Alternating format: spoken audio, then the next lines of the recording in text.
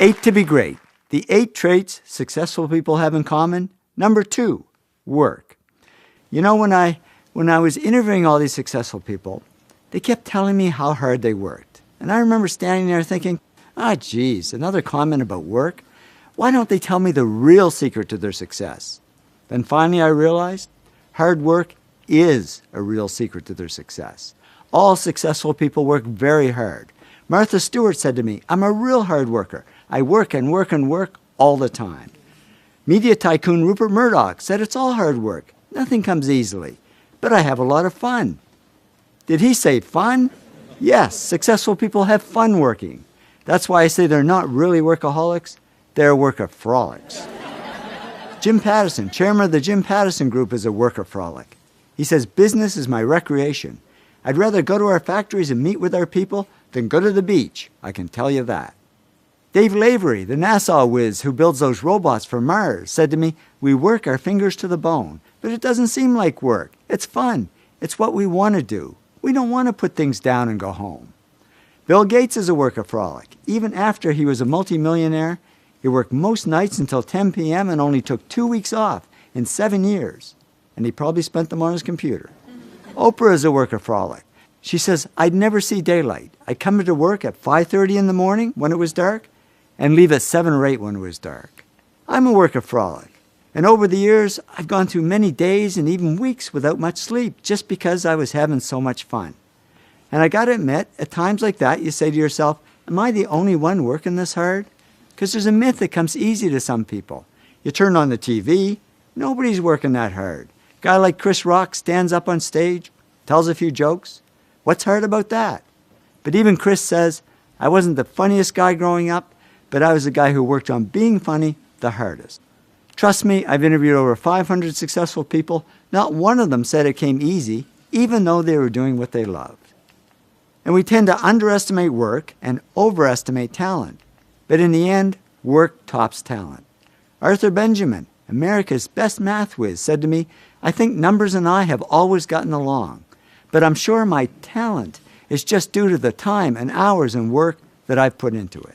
Many talented people don't achieve as much success as they could, unfortunately, because they sit back on their talent and never learn to work hard. That's what happened to Michael Jordan when he first started playing basketball. He had the talent, but he wasn't putting in the work, and the coach actually cut him from the high school basketball team. Boy, that was a wake-up call.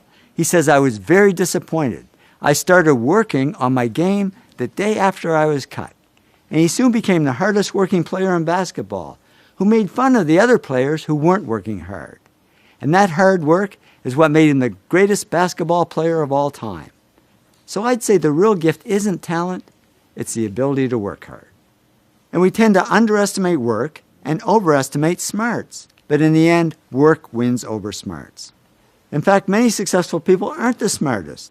They just work the hardest. Francois Parenteau, who Business Week called the top independent analyst on Wall Street, said to me, I'm certainly not that smart. I can't even remember my own zip code. But he also says, work is a big part of my life. I think about investments pretty much 24 hours a day, 7 days a week. Nez Hallett III is CEO of Smart Wireless. And I thought that's ironic, because he told me he's not that smart. He says, I graduated from high school with a C average and college with a C- average. But now the smart PhDs are reporting to him. How did he do it? He said, if you're going to be successful at anything, the key thing is to work hard. I'm not smart. As proof, here's my actual 12th grade report card. It was the only one my parents ever kept. Don't ask me why they kept it. It's nothing to brag about. As you can see, I was a C student, not an A student. I don't think I'd even make it into college these days. So how did I achieve some success and wealth? I just worked hard. Many 60 to 80-hour weeks. And now I know I'm not alone. Thomas Stanley studied hundreds of millionaires, and he discovered most millionaires weren't A students, didn't score high on tests, and teachers didn't think they'd ever succeed. But they did succeed because they worked hard. So the good news is, if you're not the smartest, if you're a C student, not an A student, the really good news is you can still succeed. Because the word success has 2 C's and no A's. You can still succeed as long as you work hard. And what if you are smart? Well, I'm sorry, there's absolutely no hope for you. Because many smart people don't achieve as much success as they could, unfortunately, because they rest on their smarts and never learn to work hard. Yong Kim, president of Lucent Technology, says people who are the smartest sometimes don't realize their full potential because things get too easy, so they don't push themselves hard. After a talk I gave at one of the world's top 10 business schools, a man came up to me and said, "You know, when I got my MBA here a few years ago, I was one of the smartest people in the class. I thought I had it made. So after I graduated, I sat back and I didn't work hard and I went downhill. And now at this point in my life, I've gone nowhere. I haven't achieved any success at all." He said, "Thanks for the wake-up call. Now I know what I need to do. I need to work." So the bottom line is, whether you're smart or not, whether you're talented or not, just keep working.